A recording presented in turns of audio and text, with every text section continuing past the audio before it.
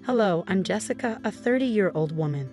I want to share a recent experience that helped me through a tough time with my husband and his family. This happened a few months ago, and even though things have calmed down, I'm still working through the emotions. I think talking about it might help me heal. Let's go back 3 years when I made a big decision, marrying my boyfriend Tyler. We met through friends and had 3 great years together before getting married. Tyler was fun, caring, and loving. He came from a wealthy family and had a good job, so he often bought me gifts and showed me affection. We both loved to travel, which made our bond stronger. As we got more serious, my friends were happy for us and praised Tyler. Tyler was very generous, sometimes too much. For example, he bought me a new laptop when I graduated college. I felt uneasy about not being able to spend as much as he did. I'd say, "Tyler, I'm just a college student. I can't match your spending. Let's try to split other costs at least." But Tyler would insist on treating me, saying his friends did the same for their partners. Over time, I got used to it but still tried to contribute as much as I could. After I got a good job, we started sharing expenses more equally and even talked about moving in together. One day, Tyler suggested, "You can move in with me. I inherited my house from my grandpa, so no worries about rent, but we should split other expenses to keep things fair." Even though I was unsure, he reassured me and we began living together. We agreed to share the financial responsibilities fairly given our different incomes, and everything was going well until I met Tyler's family. They lived far away, and since Tyler was busy with work, I had to host his parents and sister alone. Tyler warned me they could be judgmental but didn't go into details. He suggested I ignore any hurtful comments. I tried to stay positive, but my optimism faded when they arrived. Instead of a warm welcome, Tyler's parents and sister seemed annoyed. This set a tense atmosphere. During our conversations, it was clear they didn't like me. "So you're the woman Tyler has been seeing," Tyler's mother, Martha, said disapprovingly. "I didn't expect to find you in this house. Do you even pay rent?" "No, Martha, I don't pay rent," I explained.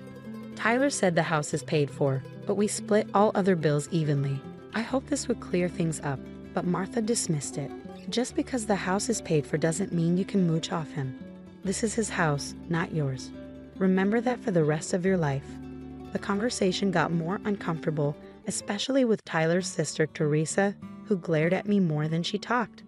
When I asked about her life, she mentioned being married to a wealthy billionaire and brushed me off.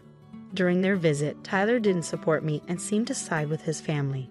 Gabrielle and Martha kept criticizing me, making the visit hard.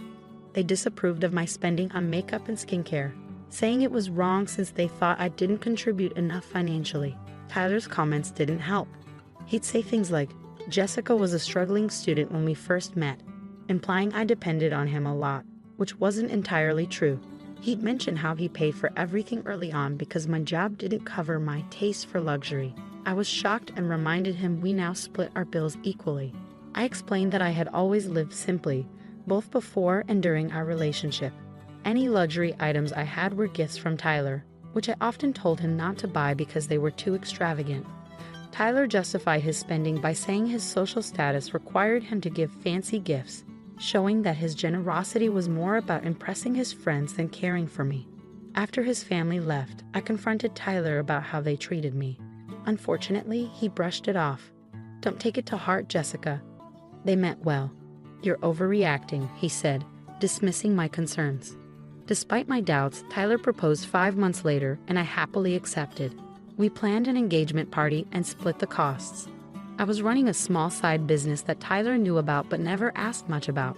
For me, it was more of a fulfilling hobby than a big moneymaker. When it was time to organize our engagement party, I decided to treat myself a bit, and Tyler supported the idea. We shared the expenses, and I even covered plane tickets for my extended family. However, during the party, the criticisms resurfaced. "You shouldn't have spent so much on this party, Jessica," Martha said. "You're draining Tyler's account before you're even married. At this rate, you'll end up with a backyard wedding. I thought you were financially irresponsible, but it's worse than I thought." I stood my ground, saying, "The party was extravagant, but we both agreed to it. I paid my share, and it was actually Tyler's idea to include everyone. He insisted and didn't mind the expense." But the criticism continued. Martha accused me of manipulating Tyler into spending too much. Teresa chimed in. saying I should have been more considerate.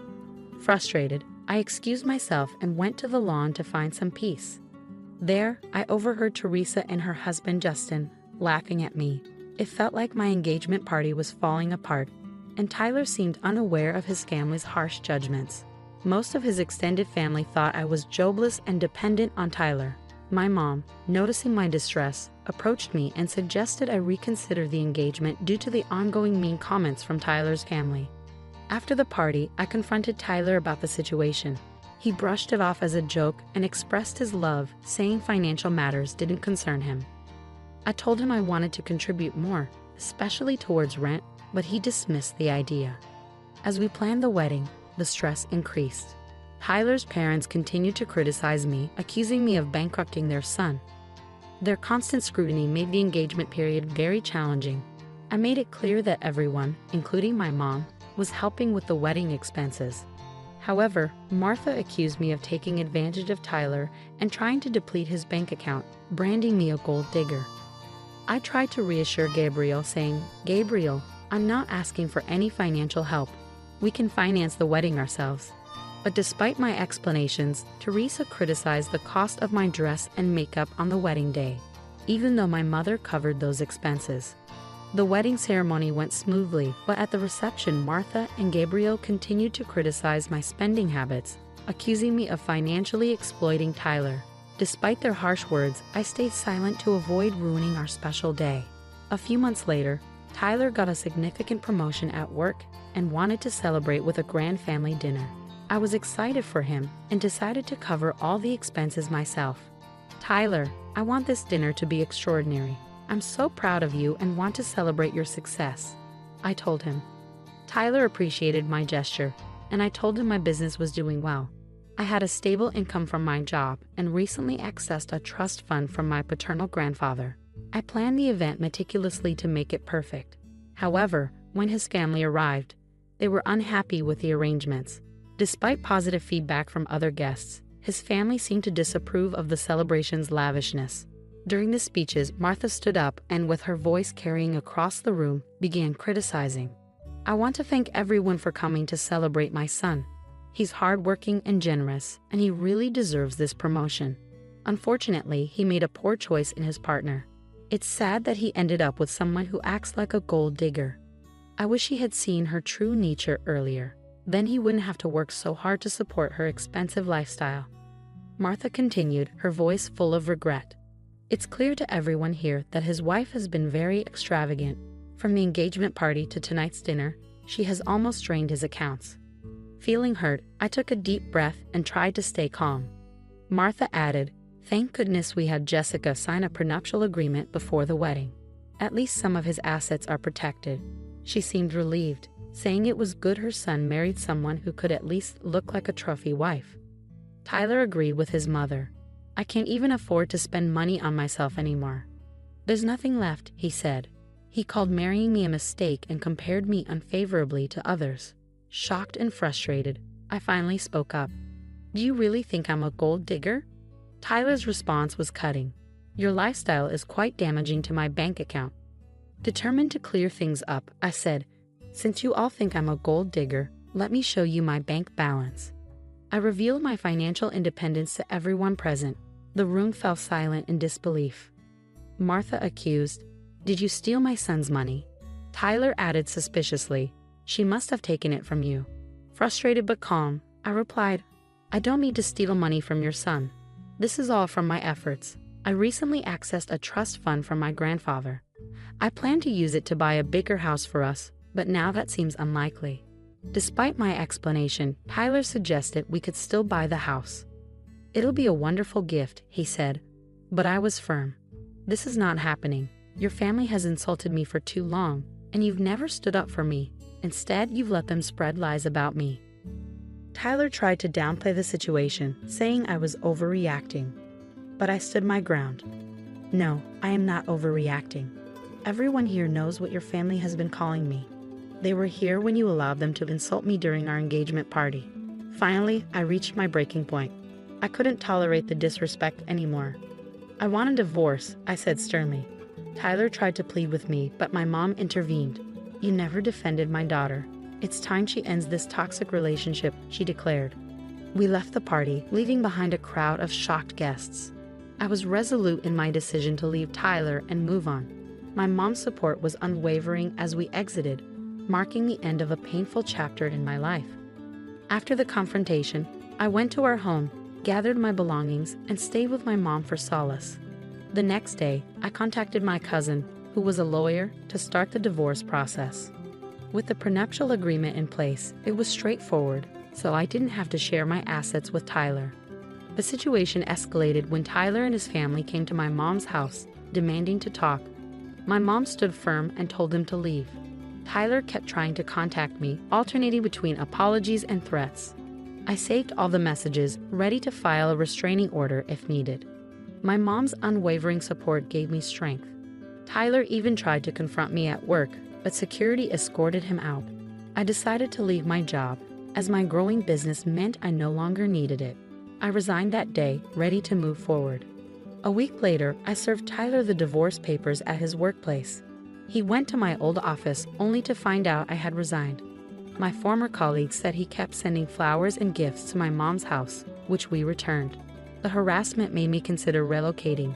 With my mom's encouragement, I found a new house in the next state, a sanctuary away from my ex. As I awaited the finalization of the divorce, the judge ensured it was smooth thanks to the prenuptial agreement. During the 5 months of our separation, I focused on healing and preparing for a new chapter in my life. I settled into my new home and changed my number to avoid Tyler's messages. I heard Tyler's life was falling apart. He blamed his parents for our breakup and faced setbacks at work. His colleagues distanced themselves, and his seniors were unhappy with the negative publicity. His parents spread infidelity rumors, but they didn't gain traction. In contrast, my life began to flourish. I focused on my business and enjoyed my newfound freedom. I started dating again, cautiously, but remained hopeful about finding someone who truly valued me. Though Tyler caused me pain, overcoming the challenges made me stronger. I looked forward to a brighter future, confident in my resilience and aware of what I wanted in relationships and life. Hey there, I am a woman in my 40s. I've had my license as a real estate agent for more than 10 years. People often tell me I'm a great real estate agent. People tell me I'm a good real estate agent, but that doesn't mean I can tell you how much a house will go up or down in value. But based on my experience and careful research, I can tell by looking at the cadastral map what the land is worth now, how it could be developed, and how the land's surroundings could be used to make money. I can then predict whether the land's value will go up or down because of these factors. Making a judgment would be a better way to explain it. In any case, I've used these skills to help my in-laws when they were in trouble. My marriage was great. Everyone in my family was nice, including my husband, my father-in-law, and my other in-laws. They all loved me so much, even though I was their youngest daughter-in-law. Because my father-in-law had been sick for a long time, I was taking care of his assets. My wife's dad owned a lot of land and needed the help of a real estate agent who knew what they were doing. I raised my father-in-law's properties by reinvesting in good places while I was taking care of his lands. I didn't mean to be greedy by taking his land for myself or anything like that, of course. I was lucky enough to live with these nice people as if I were family.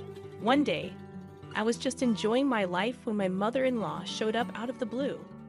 I thought his mother was dead because that's all I had heard about her since I met my husband. Something very strange happened. Why did her family and my husband say she was dead when she was still alive? It was strange how my husband and his father treated my mother-in-law after seeing her again after many years apart. Even though she was married and had given birth to my husband, they all talked about her like she wasn't there, even though she was a mother and wife. I asked my husband straight out, "Is there something I should know? Because I'm naturally interested. Why are you curious?" I said, "Of course, I'm interested. Strangely, everyone told me that your mother was dead, but she is still alive and well. She also acts like she just got back from traveling after being gone for decades. Then you and your family are treating her as if she's a non-existent person. So it's so confusing," I told her. He didn't say anything. Yes, that's right. Now that I think about it, you never held a service for her. That means you knew your mother, I said. Even if she died on the street somewhere, we wouldn't have done anything to remember her, he said. Oh my God, do you think that woman is my mom? Isn't she somebody else? Is she not your birth mother or the woman who gave birth to me? I had a question. She gave birth to me, but she's not my mother. We decided she wasn't going to be her mother after she left us and moved in with someone else while my dad was in bed recovering from surgery. The truth is that I'm glad she left us and ran away. I wish she wasn't my mother even before she left, my husband said. I learned that my in-laws, who were always getting along, had a lot of problems in the past after hearing my husband's sad story. They thought my mother-in-law was dead when she was still alive. I'll start with the conclusion. It was because my mother-in-law was a bad wife and mother. When he was younger, my father-in-law was very poor. Now he owns a lot of land and is very rich. He was so hungry that he would be lucky to eat one meal a day. His wife hated how poor they were, so she left her family behind and ran away at night. His mom was never a good person, even before she ran away. My husband's dad worked as a day laborer on building sites and was often gone looking for work in faraway places. Her young children did all the housework while she sat around most of the time. It was worse when my father-in-law wasn't home when my mother-in-law did bad things. The bad weather would make her mad, and when the food arrived cold, she would lose it. Then one day, my father-in-law got so tired at work that he couldn't stand up and walk anymore. He was unable to make a living. Then my husband's mother-in-law left, leaving her sick husband and young children who still needed her care. They were just making up words when they said she was playing at night because she really took anything valuable in the house. She didn't pay attention to her husband or her young children, who were pleading with her for food.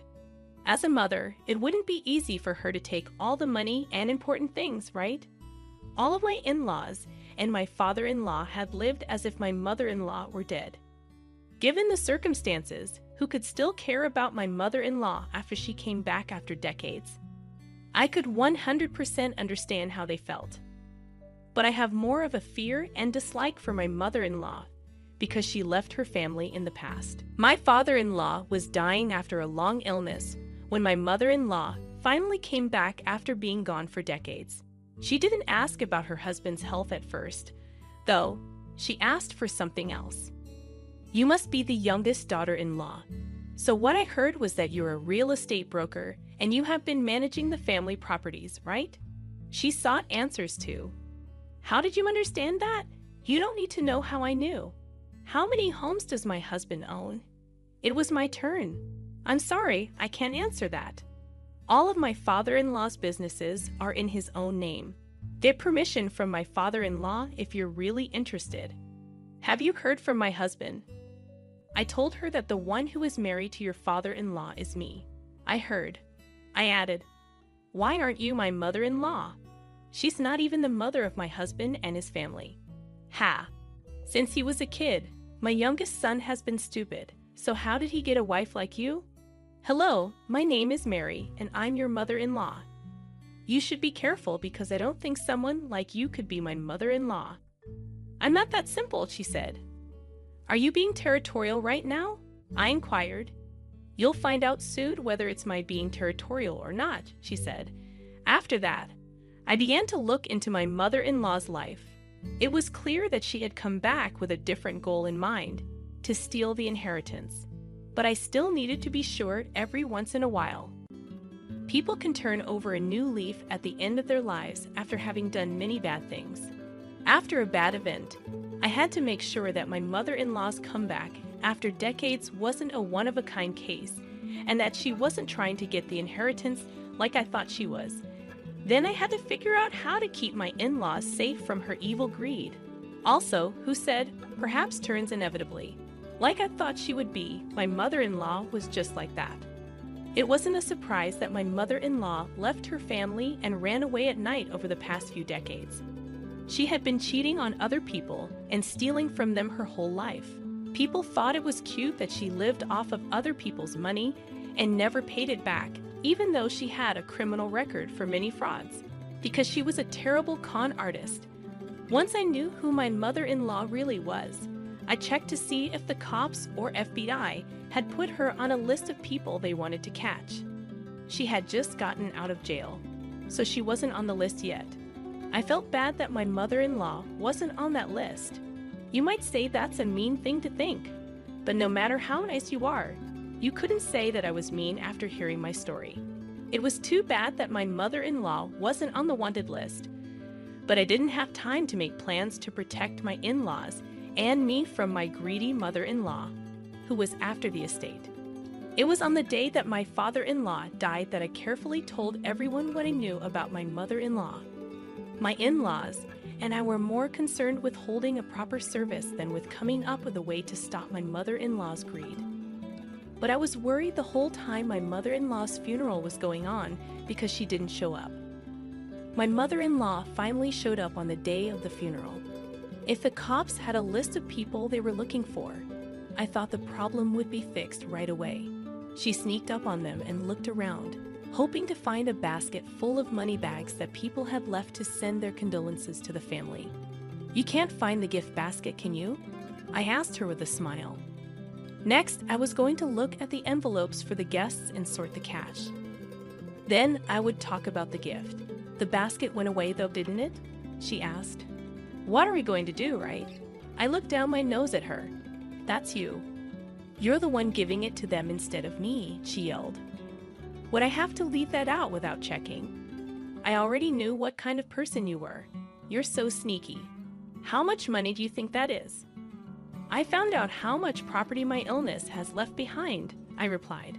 Oh, you didn't even go to the funeral because you were eager to learn that, right? So when I see you, maybe things will turn out the way I thought they would. This is what I always do when I see you, I said. Be quiet. I'm not a queer person. In the eyes of the law, I'm the first person in line. Everybody should hand everything over to me, no matter what you and my kids say. That probably won't happen, so you should know that, she warned. Since you are married to my father-in-law, I promise you won't get any family money. I must admit that the warning I gave my mother-in-law was a bit of a trick. Even though my father-in-law was sick because he died so quickly, my in-laws and I were not able to make any plans for how to deal with my mother-in-law's greedy behavior. As expected, she started showing how greedy she was in order to get her husband's big inheritance all to herself. She sent proof to my in-laws right away that her marriage to my father-in-law was still legal. It showed that people knew about what was being sent to the court to get my father-in-law's will certified. Even though she had been tried many times for fraud while committing crimes, she knew a lot about how the court system worked, which helped her. I talked to a few lawyers on behalf of my husband and his family only. Everyone who worked as a lawyer gave the same answers. It is possible to keep your mother-in-law from getting the estate if you want to. That's great. They asked, what's the way? You need to go to court. You need to ask the court to officially declare that the marriage between your father-in-law and mother-in-law is over. In this way, you can avoid a trial. It won't be simple, they said. Then, I replied, that's probably why I said it happens. Since your father-in-law died, it will be even harder. They went on, it's probably the same no matter which lawyer you meet, because the courts aren't very friendly when it comes to divorce and inheritance issues. One piece of advice I can give you is that most of the time, pretty good deals are made in this situation. It won't be as stressful as going to court. We don't want an agreement that most people would think is reasonable in this case, they said. Okay, I'll be back when the trial is over. When my husband and his family heard that lawyers thought it would be hard to fight with his mother, they were upset. People should always be able to get in touch with the government. But as a real estate agent who deals with land and property, I found court fights very strange and hard to predict. Additionally, regular people like my husband and in-laws felt like they had no choice but to carry the weight. My husband and his in-laws did not agree to a ridiculous deal, though, because they did not want to recognize their mother's role as their mother. In order to cheer them up, I gave them a small bit of hope. Why should our silly game make us the victims? Since I was the youngest daughter-in-law, I had all the responsibility, so I asked him to trust me and not worry. That's how my husband and his in-laws chose to get ready for court. Of course, I wasn't crazy about my confidence. There was only one thing that was certain. I was sure that my mother-in-law didn't have enough money to go to court over the estate. There would be no reason for my mother-in-law to send proof that she is married or try to steal money from the money basket at my father-in-law's wake if she could afford a lawyer and go to court. And this time, too, my mother-in-law never did anything to change my mind. As if to show that she couldn't afford to hire a lawyer to go to court, she broke into my in-laws' house with some neighborhood bad guys, made a scene, and demanded that the property's title be transferred. The marriage license and driver's license that my mother-in-law waved at us were her weapons. She had no shame at all. She yelled, "Look, aren't you crossed off as your dad's wife? He has never formally split up with me. Yes, is that right? If you know, you should first change how you feel." "You jerk in front of my mom," she screamed. "This is how I think my father-in-law would act if he were still alive. You stole everything valuable from the house and then went away, leaving your sick husband and young children behind. How dare you drool over a house?" I replied, "Don't you think I know you're doing this because you're afraid to lose? You must have been told by the lawyers that I'm the most important person in the court case about the inheritance, right? So you must know something about the law since you've been to and from court. Okay, Mrs. X, convict. Is that not true?" I pushed back. "That was a long time ago. It's possible to mess up." "How many times have you been convicted of a crime, huh?" she asked. "I made a mistake." "Who believes that? Did your friends who are in prison tell you that? But you're just that to our family. A liar, a criminal, a former prisoner, and a bad thief who didn't show up for decades," I said. "Hey, lawyers said that. The marriage between you and my father-in-law will have been over a long time ago if you go to court. We won't have to pay you anything if that's proven. It's clear that you have no idea how hard it is to go to court because you talk too much. One thing I know for sure is true. You know how tough fights can get. You also don't have the money to hire a lawyer, which is why you're making a scene here. You want the fortune but don't want to go to court," I said. She stumbled and said, You, that's not us though. Remember that I am enough to carry that weight by myself. Stay away from our family if you don't want to see something worse. I'll be nice and buy you a hamburger, even a combo, if you promise that. Watch out," I said. "Let's see if you can be the last person standing and laughing." The things I said to my mother-in-law were planned ahead of time by my in-laws and me as a way to get my mother-in-law to bring those thugs to put even more pressure on us. They did exactly what we asked them to do so we could get real proof. They smashed things in the house and said they would beat all of my in-laws. All of those moves were caught on camera by cell phones that my in-laws kept hidden. To get what we wanted as much proof as possible that my mother-in-law was violent and made threats. But my husband got home in the middle of the chaos. He had left to prepare the case against my mother-in-law at the lawyer's office a few hours before she and those thugs started causing trouble. He held a piece of paper in his hands and had a shocked look on his face. My in-laws were also stunned when they saw the piece of paper. It was clear that they were feeling completely hopeless. The paper was quickly taken away and read with great pleasure by my mother-in-law. My husband found my father-in-law's will after the fact. What was written in the will was shocking. The notice said that my mother-in-law would be inheriting a big plot of land. If things keep going this way, the family will see my mother-in-law as their mother, and it will give my mother-in-law the land and everything else they own. The land that was left to the family in the will was so big that it could fit several soccer and baseball fields. I changed my mind after carefully looking at the land register address and started to look for my mother-in-law. "Let me tell you the truth," I said. "It was all a lie to talk about the court case. Since you are legally married to my father-in-law, I really didn't think we would win the hearing. You're good at going into great detail about things that are clear. Still, wouldn't having the land and it will be enough to make all your dreams come true. How do you know I'm a licensed real estate agent? It's big enough to hold a lot of soccer and baseball fields, I thought. Then there was a small smile on my mother-in-law's face. Using my energy to help me, I kept convincing her. To be honest, we don't think we can win the court case.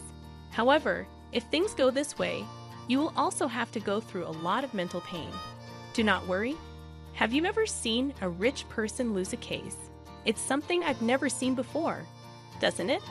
This case will go all the way to the Supreme Court when it starts. Because of this, you won't be able to get your fortune until the hearing is over. First, I'm going to file an order to stop you from getting it. It will take at least a few years to go through all the requests to get the money. How could you wake up after all those years of worry when that great land was right there in front of you? What do you want to say? We should find a middle ground instead of going to court with each other. You will get the land and finish it instead. Please just write a note of promise. For the land written in the will, you will give up the rest of your inheritance and leave the rest behind. You can choose to take that huge piece of land right now without any trouble, or you can fight with everything you have for years and go to court to get everything written in the will. I want to stress again that the land mentioned in the will is huge, enough to fit many soccer and baseball fields, I said. If I sell that much land, I will have enough money to live on for the rest of my life without having to work. My mother-in-law said, "That's a great deal, kid. May I just sign and put my thumbprint here? Without a doubt, it will happen, right? Should we get ready right away with the ink stamp?" she asked excitedly. "Now you're finally making sense." "This is something you should have done a long time ago," I told him. My wife's mother got very excited and signed a promissory note that said she would only inherit the lands listed in the will. She gave up her right to receive the rest of the estate and signed it with her thumbprint. We had it notarized. She had no idea what bad things would happen next. My wife's mother called a few days after she signed a note promising to take only the land listed in the will. When I talked to my mother-in-law on the phone, her voice was weak and whiny. "As planned, sweetheart. I just came to check out the land I inherited. There's a problem." "How is the land? How is it that there are mountains on all four sides? There aren't any roads or houses nearby," she said. To be polite, I asked, "Is there anything else?" "A hiker says this land is a refuge of some kind," she said. "So, you're in the mountains now." I had a question. "That's correct." She told him, "I think I must have come to the wrong place." "I think you went to the right place. What if the land is a safe place? A place where nature can be protected. Don't even dream about growth or anything like that. Be careful as you go down. You could hurt a natural habitat, and that would add another crime to your record," I told him. After I said that, I put the phone down. Finally, my husband, my in-laws, and I cheered. How did that take place? Weren't we sucked dry by my mother-in-law the day she broke into my in-laws' house with those thugs? When I looked at my father-in-law's will, I saw that my mother-in-law got a huge piece of land. I was sure that the land was my father-in-law's punishment and a threat to my mother-in-law. It was true that the land was big enough for many baseball and soccer fields. What was important was the type of land it was on. It was in the middle of nowhere, in the mountains, away from any roads or towns.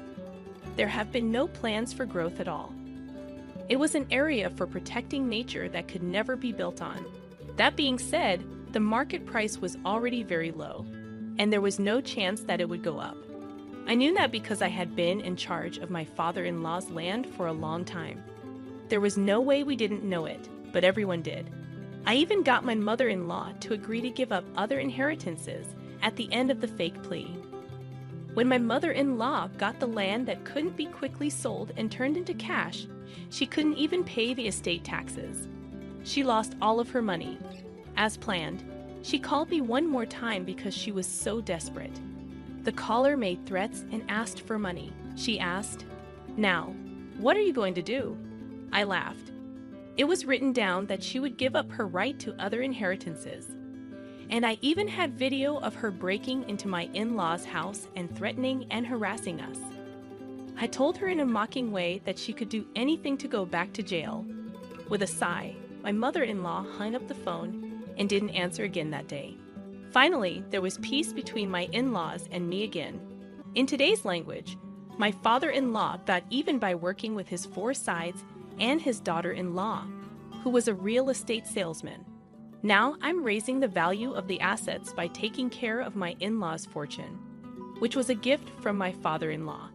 Because none of our kids are like my mean mother-in-law, my husband, and I have become great parents. How did she get away?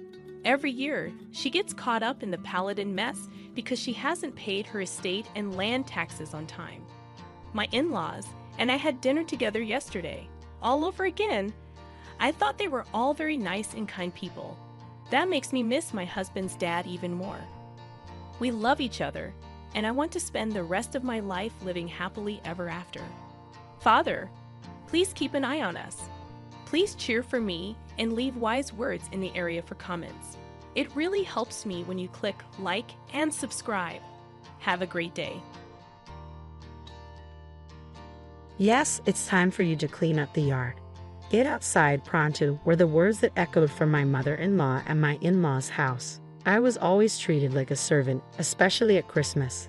After doing all sorts of housework, I'd find myself locked out in the yard. It was tough at first, but as the son's wife, I eventually accepted it. If I could endure it for a little while, I could go home.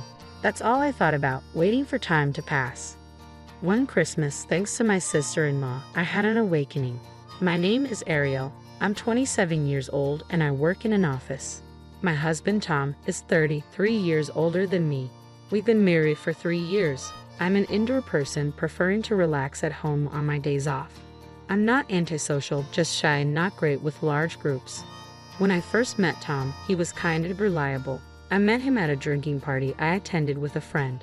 I thought it was a small gathering, but there were many strangers, and I wanted to go home right away. Tom was the one who helped me. I didn't know there would be so many people. Let's have a quiet drink over here, he suggested. He's a cheerful person and probably fine with crowds, but he stayed with me, chatting about various things. When it was time to move to the after party, he discreetly said, "It's better to go home now." He let me leave early. Such gatherings often exhaust me, but that day, thanks to him, I wasn't tired and actually had fun. He remained kind and reliable as we dated. As an indoor person, he took me to places I'd never seen before, showing me beautiful views. He was always gentle, escorting me wherever we went. In the 2 years we dated, we never fought. But after marriage, I saw a not-so-kind side of him.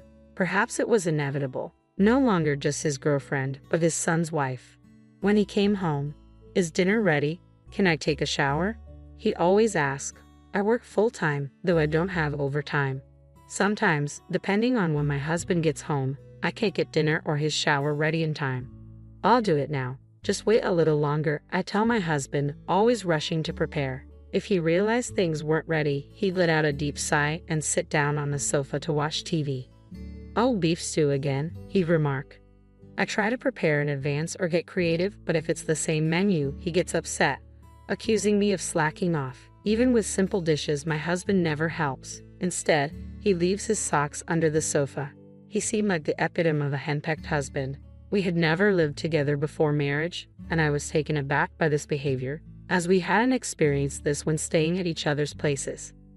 I'm not the most efficient, so while feeling guilty, I kept thinking about how to do household chores more effectively. Apart from this, he was as kind as he always had been. I always thought it was just me failing as his wife. This feeling intensified whenever we visited my in-laws' house. Their house is an hour's drive from ours. I only go a few times a year, but I get so nervous I can't sleep the night before. My father-in-law, Eric, a henpecked husband like my husband, always sits quietly in the same spot, reading the newspaper. Coffee, I'd often hear him say to Mary, my mother-in-law, as if used to it. Mary prepares the coffee even before being asked and serves it right away. I guess my husband grew up seeing Mary do this and expects the same from me. Eric, being a man of few words, shows little interest in me, barely speaking beyond greetings. Mary is a strong, talkative woman, having been a housewife for years. She efficiently does her chores, probably finding my ineptitude frustrating. When at the in-laws, I cook with Mary, but she often scolds me. "What are you waddling for? Get those vegetables chopped now." I can only reply, "I'm sorry, I'll do it right away." With each visit, I felt increasingly disliked by Mary, always being scolded no matter how careful I tried to be. I blamed myself for not improving. Even when my husband saw me scolded, he said nothing, just lounging around watching TV or fiddling with his phone. Overwhelmed by the constant scolding, I eventually talked to him about it. "You just need to be more efficient. Mom doesn't usually get that angry," he remarked. His words weren't wrong, but they only made me feel more dejected. One day, a year into our marriage, while cooking with Mary as usual, she finally snapped. "I'm so frustrated doing chores with you. I can't take it anymore. From now on, you'll do it alone. I'll just give instructions," she declared. It seemed Mary had reached her limit with me, scolding me every time. "All right, I understand. I'm sorry," was all I could say. Yet again, after apologizing, I ran to the bathroom in tears, feeling pathetic for upsetting Mary so much. I felt terrible for not being a good daughter-in-law. From then on, under Mary's orders, I did all the household chores alone when at the in-laws' house. Even though I worked by myself, Mary's scolding didn't stop. I was always apologizing. Despite my efforts, my husband and Eric just turned a blind eye. Christmas was particularly depressing. My husband has 3 siblings, and his unmarried brother would come home for the holidays. Sally, my sister-in-law, living far away, only comes back once a year and spends her time at her husband's parents' house. Every year on Christmas Eve, Mary cleans the house from top to bottom, prepares roast turkey, and gets ready for the Christmas feast. On Christmas Day, she cooks up a storm and waits for her 2 younger sons to return. The first year, having helped Mary before, now that I was doing chores alone, it meant handling everything. Just thinking about it was overwhelmingly distressing. On the way to the in-laws' house on Christmas Eve, I did the grocery shopping Mary had asked for, and the car was full. Upon arriving and finishing unloading, Mary immediately instructed me to start cleaning the windows. One cleaning task after another followed, along with preparing lunch. By evening, I was exhausted, yet the cleaning wasn't done. "What are you dawdling for? At this rate, we'll have to continue tomorrow." Mary kept scolding me. I was too tired even to apologize. When I finally finished cleaning, it was already dark outside. Then, I started preparing the roast turkey and cleaning up, and before I knew it, it was the next day. I hadn't even started preparing for tomorrow's meal. Sally hadn't instructed me on the preparations. "It needs to be ready by 11 a.m., she said before heading to bed. My husband and Eric had already fallen asleep. I spent the night desperately doing the meal prep. There was so much to do, and as I worked, I couldn't help but cry. Sally probably started cleaning and prepping not just on Christmas Eve, but several days before. It was unreasonable to expect me to do it all alone. I understood that, as a son's wife, I had to accept this, but I couldn't stop crying. Eventually, morning came while I was still prepping, and I had to start cooking right away to be ready by 11 a.m. I finished everything in time, feeling relieved that I managed to get it all done by 11 a.m. "Wow, this looks delicious." "Thanks, Mom," exclaimed the brothers. Their words irked me. Just as I thought I could finally sit down to eat, Mary called me. "What are you sitting down for? It's family time now. You need to clean the yard," Mary said, handing me a broom. I couldn't believe it but had no energy to resist. Silently, I took the broom and went to the yard. From inside the house, I could hear my family chatting and laughing, seemingly uncaring of my absence. The in-laws' house is in the north, and it was freezing that day. I didn't even have time to put on my coat, so I shivered uncontrollably as I tried to clean. Tears and a runny nose wouldn't stop. I kept telling myself it was my duty as a son's wife, just waiting for the time to pass. 3 hours passed before I was allowed back inside. I was so cold I could barely move, but Mary immediately said, "Hurry up with the cleaning." Shivering, I did the dishes. I knew I could go home soon, as my husband had to work from the second day. That thought kept me going. By the time I finished, it was time to leave. I was exhausted, having not slept since the day before. In the car on the way back, I cheerfully told my husband, "Am I going to spend every Christmas like this? I'm tired, cold, and I can't take it anymore.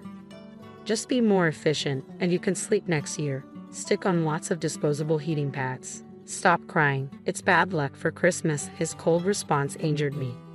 I was starting to resent him. No, I think I already disliked him. I had time off until the 3rd, but I got sick from being outside in the cold and spent the rest of my Christmas break in bed. This treatment continued every time I went to the in-laws' house. The next Christmas Eve, I tried to prepare in advance and get more sleep. I even brought lots of disposable heating pads in case I had to go outside. But Mary criticized my pre-made dishes. This is too salty. Start over, she said, rendering my efforts meaningless. Then she took all the heating pads from my bag. Oh, disposable heating pads. These will be perfect for church. Thank you, she said, taking them all. I couldn't sleep again because of the cleaning and cooking. After preparing the meal, I was sent outside to avoid catching the cold again. I wore a down jacket and took the disposable heating pads I had put in my pockets outside. Despite wearing thick clothes and carrying the heating pads, I couldn't stop shivering as it was snowing that day. About an hour later, a little boy came out of the house. Wow, snow, he exclaimed. I was surprised. There shouldn't be any children inside. Henry, put on your gloves, Mary called out. It turned out Sally had arrived unbeknownst to me while I was outside. Sally and her child had come to the in-laws' house. Apparently, she had a fight with her husband and didn't go to his parents' house this year. It was the first time I'd seen her since our wedding 3 years ago. When Sally saw me, she was surprised. Is that you, Ariel? She greeted. Hello, Sally. It's been a while. I greeted her, still shivering. Concerned about me trembling, Sally gave me some disposable heating pads from her pocket. Goodness, you're shivering. Why are you outside all this time? She asked, warming my hands. I was asked to clean the yard as the son's wife, I explained. I answered, and Sally, looking angry, said, What? What do you mean? Come inside, and you too, Henry. She ushered me into the house. Sally approached my husband and the others who were chatting. Hey, what's this about? Ariel was shivering. What if something had happened? She asked forcefully. Mom just asked her to clean the yard. My husband replied nonchalantly. Tom, you don't see anything wrong with this. And Mom, what's this about? Sally confronted my husband and her mother. Eric pretended not to know, and the two brothers-in-law looked uncomfortable. A son's wife should do what's expected of her. I just had her do her duties, Sally's mother replied sulkily. There's no such thing as a son's wife's duties in this world. How can you, a former daughter-in-law, not understand? You don't even realize how horrible this is. This is awful. I will never forgive you, and not just you. Everyone here, Sally said, and left the in-laws' house with her child. I stayed at a nearby hotel. While soaking in the pool, I told her everything. Sally, too, had been harshly treated by her mother-in-law and listened to me with tears. Ariel, you've been treated like a slave, haven't you? It's been tough. You don't have to endure it anymore. You can be free, she hugged me. I had always thought it was inevitable as a son's wife and endured many hardships, but finally, I realized it was abnormal. Feeling liberated, I also cried. Spending time with Sally, I felt the need to become stronger. After getting out of the pool, we ate the delicious hotel food, and exhausted from not sleeping since Christmas Eve, I fell asleep without realizing it.